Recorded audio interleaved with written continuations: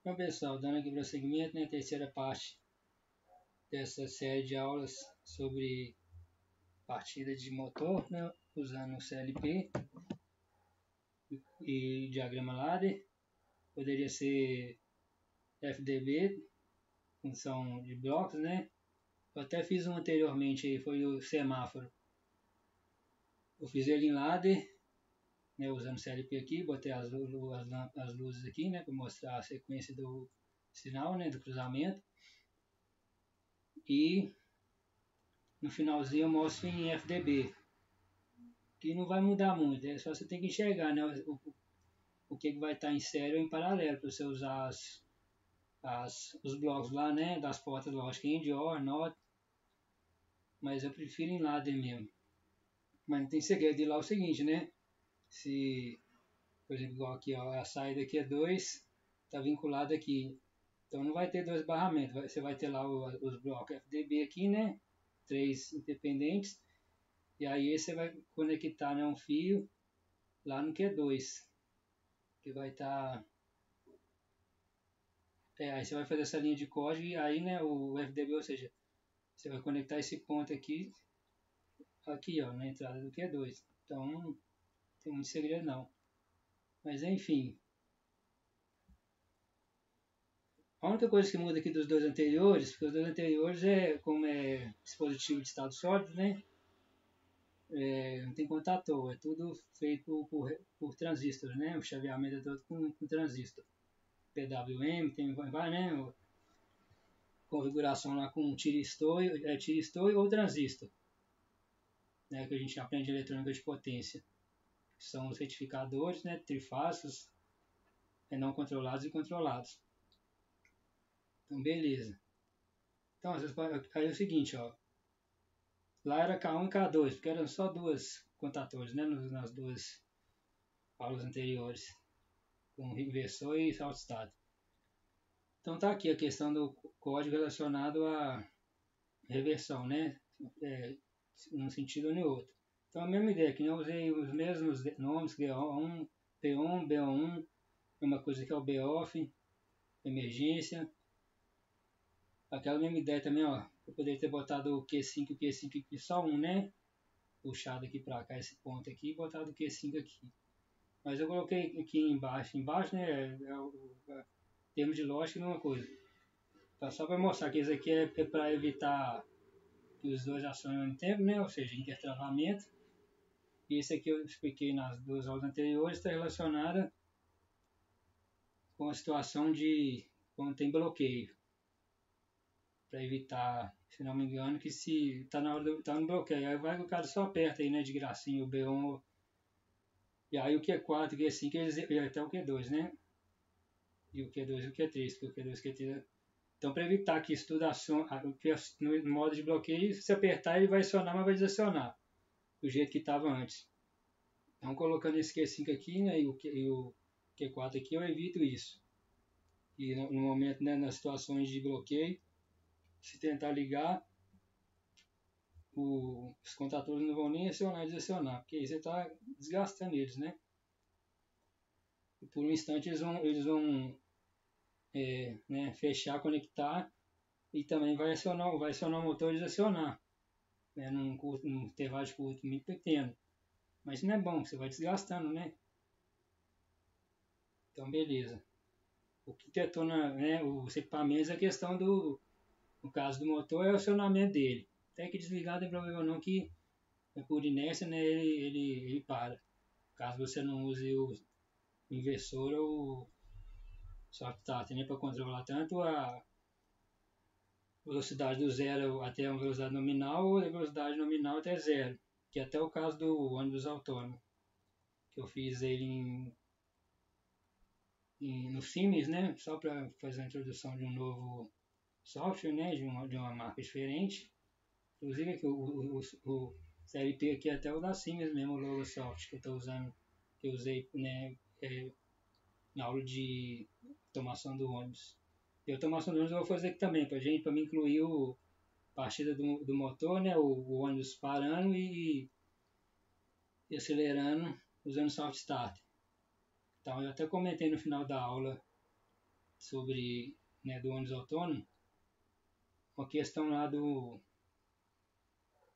questão da sincronia, né, entre a porta abrir quando o ônibus parar, mas como o ônibus vai parar instantaneamente, né, lá a gente pode descartar isso. Considerou que quando o ônibus detectar, o sensor detectar, né, o sensor na estação detectar o ônibus para dar o comando para ele parar, a porta não abre, só abre quando ele realmente estiver parado. Mas eu acho que eu coloquei isso lá com os intertravamentos se o motor estiver ligado, né? Mas enfim, aí depois eu vou fazer aqui, considerando lá que foi a nota, né? Desconsiderando a questão do controle de velocidade do motor. Controle analógico mesmo, né? Então a gente pode usar tanto o inversor quanto o soft starter para fazer isso aqui para incluir, né, na automação do ônibus a questão do controle de velocidade. Vai ficar legal, vou fazer. Mas enfim, então aqui ó, vocês podem ver que a lógica é a mesma dos anteriores. Aí você tem aqui o M1, que é o bloqueio do limite de acionamento, seja intervalo de tempo. Aqui o BAC1, porque como eu falei, quando vamos supor que você acione 3 vezes, que seja o máximo no intervalo de tempo. E aí se acionou pela terceira vez, continua ligado, beleza, né? Porque o número máximo de acionamentos é 3, né? Porque anteriormente, na hora que eu estava chegando, por exemplo, no terceiro, ele já desligava. Então é como se o número máximo fosse 2. Mas tem uma questão aí, que não é bem um erro de lógica não, porque funcionaria. Mas né, é só a forma de pensar. É o seguinte, se deu o limite de acionamentos, 3. Ligou pela terceira vez no intervalo de tempo lá permitido. Continua ligado. Aí o que acontece? Se você desligar o sistema e ligar de novo, e o intervalo de tempo não tiver terminado, aí não liga.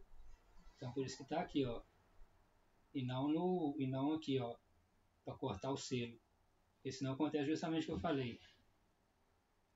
Quando o número máximo de acionamentos que você programar, na hora que chegar nele, aí já desliga. Mas isso não faz sentido, porque se você, né, se você está pensando no número máximo de acionamentos, na hora que chegar no certo valor, ele continua ligado. Aí só se você ligar de novo no intervalo pré-determinado, se não tiver acabado, você não consegue ligar. Mostrei isso nas duas aulas passadas. Então, o que aumentou aqui? Aumentou esses 3 comutatores. Só que é o seguinte, no acionamento do chave compensadora, que é um transformador, já até está lá, né, na aula, já fiz essa aula com comandos elétricos. Essa série aqui é com CLP, né? São as mesmas aulas, mas com CLP e ladder. E aí eu finalizo né, esse assunto de aulas de partida de motores. Não, os tipos de partida. Ah, não, mentira, tem ainda com reator. Que eu não sei em quais situações que ele é usado, né? Que eu até já falei nas aulas passadas. O tipo de acionamento que você vai usar é questão de analisar o custo. Mas depende da potência do motor, do número de motores, até mesmo do fator de demanda, né? O funcionamento deles durante o dia. Mas enfim, isso aí já é outro estudo, né? Aqui é só o projeto mesmo. A lógica certinho, o tempo aqui de comutação, né? E outras variáveis que você vai depender da potência do motor, né? De alguns parâmetros aí elétricos. Então, beleza, a lógica aqui, você opcionou aqui um dos dois, né? Num sentido ou no outro. Ao mesmo tempo, aciona aqui 2, como Q2 também aciona, aqui ó, aí aciona Q3. E aqui o intertravamento, porque né, vai acionar Q2 e Q3 juntamente com um dos dois aqui, né? Porque na hora que energizar, aí você tem um intervalo de tempo pré-determinado, os dois abrem e fecha K1. Então, qual que é a ideia aqui? É porque é o transformador, então está pegando a tensão, né, certo, em dois terminais, esses dois contatores, e depois esse aqui está pegando a tensão em outros dois terminais. Mas sempre um é comum, né? Que esse terminal aqui é comum aos dois. Então, aí, qual que é a ideia, né? Você vai partir o motor com a tensão mais baixa, passa um tempo, ele atinge uma tensão mais alta. A mesma ideia do esteiro triângulo. Só que aqui é com o transformador. Então, aí, igual eu falei, qual que você vai usar depende da aplicação. Potência do motor e outras condições. Beleza? Então, aqui, ó, tem outra coisa. Como a lógica do K4 e K5, uma vez um dos dois acionados, K2 e K3 fecha, aqui, ó, não precisava de ter nada disso aqui, ó. Poderia colocar aqui paralelo, né, Q2 ou Q3, só isso, que são com essa linha, são com todos esses intertravamentos aqui, só botava aqui, ó, Q2 e Q3. Só que com certeza eu comecei assim, porque é assim que você começa, né, você vai do simples, e aí você vai testando, né? Então eu vi que devido às restrições aqui, quando, né, igual foi quando entra o modo de bloqueio, entre outras situações, para evitar que o Q2 acione, né, só acione e desacione, porque está no modo de bloqueio, o resto está tudo desenergizado, né? Quer dizer, quando para, quando entra no modo de bloqueio, aqui é o que continua energizado, é só o que abre, não tenho certeza. Mas enfim, então tudo isso aqui foi testando, mas vocês podem ver aqui, ó, que essa lógica aqui é a mesma que essa, só que uma é quando aciona num sentido e aqui é quando aciona no outro. Poderia evitar aqui, ó, não, como que Q5 e Q4 é diferente, para evitar essa coisa que eu poderia botar aqui, ó. Então até a mesma construção do lado depende de cada um, ó. Vamos supor que B1 está aqui e Q4 está aqui. Então aí vocês vão puxar aqui em paralelo e subir isso aqui, ó, que o BAC1 é comum aos dois. Mas eu gosto de fazer separado assim, né, para ver o que cada chave está representando. Igual, né, eu falei aqui questão aqui do Q5 e Q5, né? Basta um Q5 aqui, ó. É só para mostrar que a aplicação dele é dupla aqui, né? Serve para duas situações do processo. Beleza, então aí, né, uma vez acionado Q4 e Q5, porque a lógica é a mesma aqui também, ó, Q4 e Q5, eu poderia ter colocado aqui, ó, Q4 ou Q5, né? Porque o B1 segue a lógica do Q4 e do Q5. E uma vez que eles apertam, né, uma vez que aperta eles, o Q4 e Q5 também é acionado. Então, o estado lógico deles sempre, né, são os mesmos. Não, eu não sei que depois que você liga, aí, como é uma botoeira, ele vai para o estado lógico zero, né? E aqui permanece ligado nos dois, né? Só falar a questão mesmo na aula do acionamento. Aí acionou K4 ou K5, né, para determinar o sentido de rotação. Ao mesmo tempo aciona Q2, aqui Q2 fecha e ao mesmo tempo aciona Q3. Então Q2 e Q3 são acionados, né, segue a mesma lógica. Então aqui o Q1 tem travamento para evitar, né, que K2 e K3, como eles vão ser acionados ao mesmo tempo, para evitar que ele acione com esses dois, né, precisando dar curto-circuito. Aqui a questão para desligar, porque se eu desligar só aqui, ó, deixa eu ver que é B1, aqui está o B-off, né? Se eu apertar B-off, desliga Q4 e Q5, desliga Q2 também. Ele aciona Q3, nem precisava desse B-off aqui não, na verdade, entendeu? Mas deixa aí, questão mesmo de segurança. Então a lógica, né, só para a questão do acionamento usando chave compensadora, que é o transformador, é aqui, né? Com essas duas linhas aqui é o sentido. O Q2 e o Q3 aqui é para acionar nos terminais, né? Na tensão mais baixa. E aqui contou o tempo. Chamei de BAT, né? BAT aciona. E aí vamos ver aqui, ó. BAT aciona aí, ó. Aí tá aqui, ó.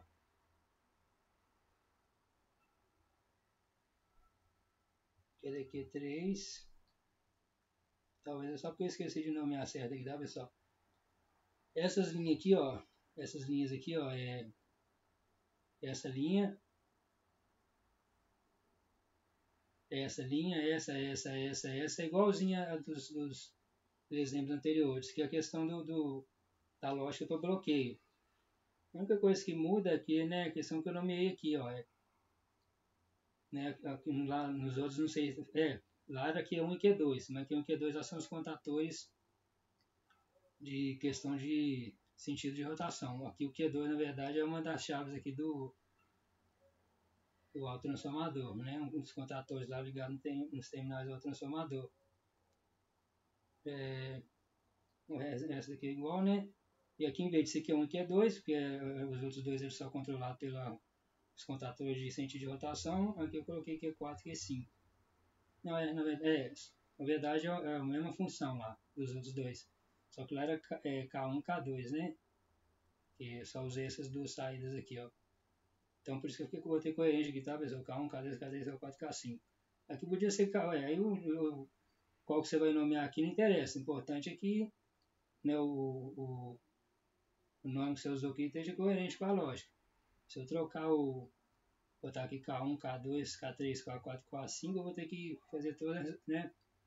Onde que está aqui as bobinas, eu vou ter que fazer as mudanças aqui também. Não isso é de cada um. Mas enfim, aqui eu coloquei coerente pelo menos, né? K1, Q1, K1, Q2, K2. Então, enfim, uma vez que aciona o K, aqui poderia ser o Q3, tanto o K2 ou o Q3, né? Que no caso aqui é o Q2 ou o Q3. Porque aqui na lógica você não coloca K3, tá bom? Você coloca o Q, que é a saída aqui do CLP, que senão ele não reconhece. K é o nome que você deu para a bobina, né? Beleza, aí esse aqui é o temporizador que vai contar o tempo para fazer o chaveamento, né? K2 e K3 acionados ao mesmo tempo, passou esse intervalo, eles abrem e fecham K1. Mas então deixa eu ver aqui, ó. Uma vez que acionou BAT,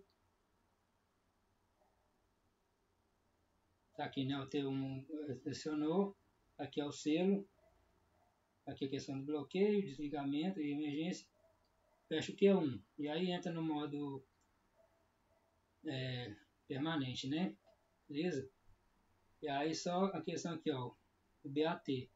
Terminou a contagem, o K1 tem que ser acionado, tá, aqui beleza, que é o T1. E o K2 e o K3 tem que desacionar, então vamos ver aqui, ó. O Q4 ou Q5 permanece ligado, né, gente? Porque senão corta energia. Então tem que desacionar o Q2 e o Q3. Então tá aqui, então just mais uma vez que acionou o Q1, Q3 abre. E aqui no Q2 está aqui, ó, né? Foi a linha que eu não falei. Aqui é o selo, ter travamento para bloqueio, no meio de acionamento, então tá aqui, ó. Então, uma vez que acionou, então eu coloquei o controle de chaveamento de Q2, Q3 e Q2, Q3, uma vez que Q1 acionou.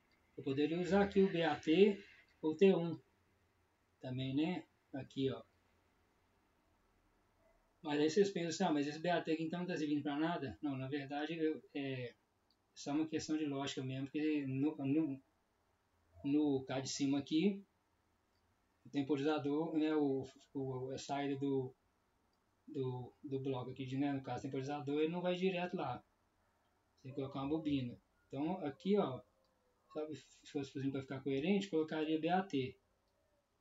Aqui também poderia ser BAT, ou aqui também T1, né? Enfim, então você tem essas possibilidades. Então, acho que eu já falei bastante, né? Deixa eu ver aqui. Não, até que tá bom. Estou procurando fazer as aulas no máximo de 18 minutos, tá, pessoal? Então, como eu falei, era melhor ter colocado essa linha aqui para cima, ó, para ficar juntinho aqui, para não misturar, porque essa linha aqui para a questão está relacionada com as situações de bloqueio, tanto o esteira patinando, quanto o número de acionamentos no intervalo de tempo. Expliquei isso nas duas aulas anteriores. Quem já for direto para essa daqui, dá uma olhada lá. Dá uma rolada lá e vê mais ou menos o instante que eu comecei a explicar isso. Então não muda. Então beleza. Então vamos simular aqui. Então eu vou simular a questão do... Dar um play aqui. Esse sensor aqui é a questão do sensor que vai controlar que a esteira não derrape, né? Que ela vai ter ao longo da extensão da esteira. Acho que quando eu lembro do enunciado, isso aqui foi consultoria estudantil. E falar de tal de cruzeta, ainda deve ser isso, ao longo de lá na esteira lá, né? é como se fosse, vamos supor, lá no tanque de guerra. Ele tem vários rolamentos. Então, o centro de cada rolamento seria uma cruzeta, né? Ou seja, o ponto que o sensor vai detectar. E se passa 3 segundos, significa que a esteira está patinando. Então, isso eu demonstrei lá na aula passada. Posso até fazer aqui. Então, o que eu estou fazendo aqui, né? É assim, ó, você aperta, segura e rola. Então, aqui eu estou eliminando essa questão aí do bloqueio antiderrapante. Para a gente simular, para não ficar, porque senão tem que ficar apertando aqui, ó. Porque só já que eu tô falando, já que eu expliquei aqui, tá aqui, ó. Sempre que o sensor acionar, aqui vai estar fechado. Sempre que eu apertar o sensor aqui abre e reinicia a contagem. Ele desenergizou o contador. Aí aciona M1 que bloqueia lá faz o intertravamento aqui e desaciona os contadores, né? Corta o contato de selo. Isso porque a gente está usando bobina 1, tá, pessoal? Aqui tem 7 reset. Aqui, ó, esse símbolozinho aqui que tem os elementos do ladder. Aí até não sei se vai aparecer o ladder. Então aqui eu usei uma bobina só, porque essas partes aqui é 7 reset. No caso de motores aqui, como é mais simples, né? Não é vários setores que você tem que integrar as variáveis. Uma bobina só, eu usei questão de bobina única. Mas eu gosto muito de 7 reset. Você evita muito intertravamento porque às vezes você tem que botar tanto intertravamento e vai dando uma complicada na loja. Às vezes você fica até perdido, porque você entra em travamento aí atrapalha em outra coisa. Então o 7 reset fica mais limpinho. Que é o que liga e o que desliga, entendeu? Aqui o que vai saída que vai ser acionada ou desligada depende muito dos intertravamentos, né? Aqui não foi muitos, mas aqui, ó, né? Você tem que colocar 4 intertravamentos aqui. Com 7 reset seria bem, quase não interferiria. Mas é que, né, que essas questões de bloqueio. Se fosse só o acionamento mesmo sem esses dois sistemas de bloqueio, aí sumisse aqui tudo, né? Ia ser bem simples. Ia ter só um intertravamento aqui entre os contadores. Então tá aí, né? Só para eliminar o sistema antiderrapante. Vou ligar no sentido. Vocês podem ver, ó, que fechou o sentido, aí fechou as duas. Vai contar o tempo aqui. Vai ser no BAT, mas eu já expliquei o porquê. No Click 02 VEG, já fiz várias aulas, quem acompanha aí. A saída isso aqui é a própria. O temporizador é o próprio bobina de saída. Mas é só questão de ser digital, né? Na realidade. Então, ó, passou o intervalo de tempo, abriu o K2, K3. Entrou no modo permanente. Então, vou desligar aqui. Acionar no outro sentido. Não fechou aqui, né?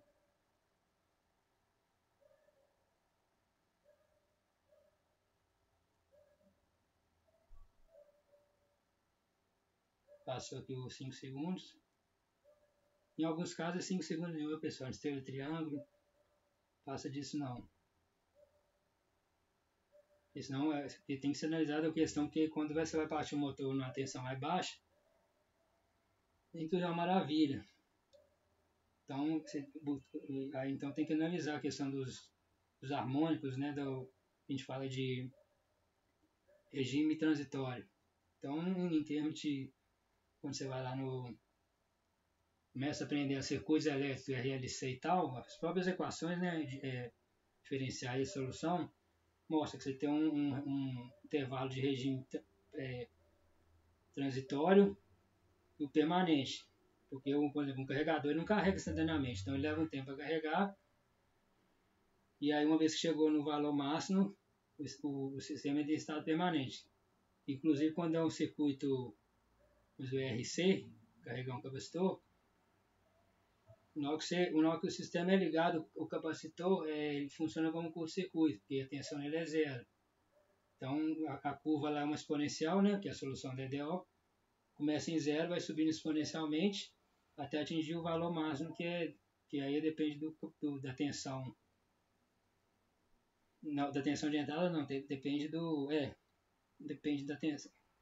Depende da tensão nominal, né, depende da tensão de entrada. E o tempo de carregamento depende do que a gente chama de variável, RC, né? O tal, constante de tempo, RC. No caso, se for um circuito RL, aí no circuito RC, quando atinge a tensão máxima, cessa a corrente no capacitor. Então, o capacitor funciona como um circuito aberto. Então, um regime transitório, o capacitor é um curto-circuito. E em regime permanente, ele é um circuito aberto. Na verdade, né, é só uma questão mesmo fisicamente, né? Você está analisando, se a tensão nele está constante, não está passando corrente, né? O regime dele está na tensão constante. O que acontece? A tensão do capacitor é igual à tensão da fonte. Então aí é como se fosse uma batalha. Então aí não tem corrente. Uma anula a outra. E no regime transitório, que instantaneamente, né, quando você liga, ele é um circuito, curto-circuito. Aí começa a passar corrente, à medida que você passa, à medida que a corrente aumenta, a resistência vai aumentando, porque você tem um resistor, né? Então, ou seja, a corrente vai atingir o máximo. Está relacionada com a tensão inicial. A tensão do capacitor é igual a V0, que é a tensão inicial, que é a tensão da fonte, vezes a exponencial elevado a menos T sobre tal. Tal é a constante de tempo, RC. Então, por essa própria equação, você consegue ver que como é que o capacitor se comporta no regime transitório permanente. É a mesma coisa para o indutor. Só que aí já tem a equação de carga e descarga, tá, pessoal? Então, no capacitor se a tensão no capacitor, se o capacitor funciona como um curto-circuito, quando o circuito é fechado, né, uma fonte, um resistor e um capacitor, a tensão no capacitor é igual a vezes, essa é a solução da EDO, tá? É só aplicar o modelo de lei de Kirchhoff, né, das tensões, das correntes nos circuitos. Você obtém solução, equação linear de primeira ordem, tanto no circuito da RC quanto da RL. Então, no circuito da RC, a tensão no capacitor em função do tempo é a tensão inicial, que é a tensão da fonte, né? Multiplica 1 menos E a menos T sobre tal, onde que tal é RC. Então, se você atender T a zero, qualquer número elevado a zero é igual a 1. Então, ficaria V0, entre aspas, 1 menos 1 igual a menos 1, que dá zero. Ou seja, a tensão no capacitor é nula, inicialmente ele funciona como curto-circuito. Se você bota o exponencial tendendo ao infinito, ela vai para zero. Então, fica V0, que multiplica, entre aspas, 1 menos 0. O menos 0 é 1, então a tensão final no capacitor é a tensão da fonte. E, né, a modelagem, o comportamento do carregamento segue essa exponencial. No descarregamento é o contrário. O capacitor está com a tensão inicial, então é V0 sem 1. A V0 que multiplicar é A menos T sobre RC. Então, se T é igual a 0, V inicial é V0, ou seja, o capacitor está carregado. E se tender a ter infinito, você vai para 0, descarrega ele. E com o indutor, as equações é ao contrário, porque o indutor, quando você liga o circuito RL com a fonte, a tensão nele, como ele é um indutor, ele vai criar uma tensão induzida que vai se opor à tensão gerada pela fonte. Então isso causa um atraso no carregamento, que é justamente o constante de tempo, que é R sobre L, no caso. No caso do circuito da IC é RVC, R sobre L. Então, se no início ele vai criar uma corrente que se opõe, então é como se não estivesse passando corrente nele, a tensão nele é máxima, que é a tensão inicial. Então as equações são contrárias. Então a tensão no indutor, no carregamento, seria V multiplicar A menos T sobre tal, no caso tal R sobre L, e vice-versa. Então é isso, pessoal. Eu acabei até falando sobre o circuito RL e RC, só para explicar a questão de regime transitório. Boa noite a todos aí. Valeu. Ah, tá, não, deixa eu ver aqui. Aí eu fiz a simulação. Enfim, tá aí. E aí a questão do bloqueio aqui do indutor, do bloqueio se derrapar e o circuito aqui com capacitor, né, que eu já expliquei nas duas aulas anteriores. Aqui é para determinar a contagem, número de acionamentos, aqui é o intervalo de tempo, o número de contagens.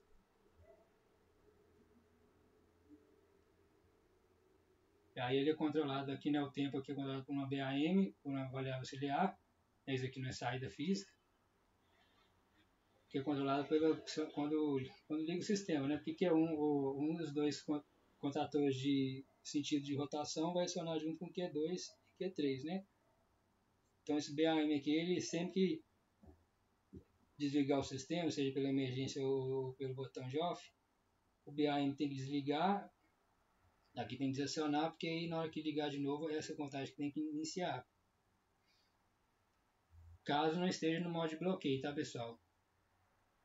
Igual eu falei, se tiver no modo de bloqueio, se o BAM que só vai desativar e zerar, na verdade é isso, o BAM só vai desativar e zerar depois que contar os 20 segundos. Que tá aqui, ó, BATZ, que está relacionado aqui, né? Porque aí terminou o intervalo de tempo, o limite de contagem, zero o capacitor. Se tiver atingido os 20 segundos aqui é para evitar que acione, né? E conte antes de zerar. Que Q2 vai permanecer ligado, entendeu? Questão mesmo de sincronia. Então eu coloquei isso aqui para evitar que ele conte antes de desligar e reiniciar a contagem. Beleza? Então até falei mais aí. Então aí, pessoal. Agora falta esteira triângulo. Aí eu vou só fazer umas correções que na verdade eu fiz, porque essa lógica que eu acho que eu tinha, acho que a aula 20 foi sem reversão, mas aí foi com CLP, que eu não tinha feito ainda com CLP. Depois que eu tive a ideia de fazer todas as partidas com comandos LS e CLP, né, ladder, e já incluindo reversão, porque aí fica um projeto só. Se não precisar de reversão, é só eliminar, né, as variáveis aqui no ladder. Então eu já fiz um negócio mais completo mesmo. Então é isso, pessoal.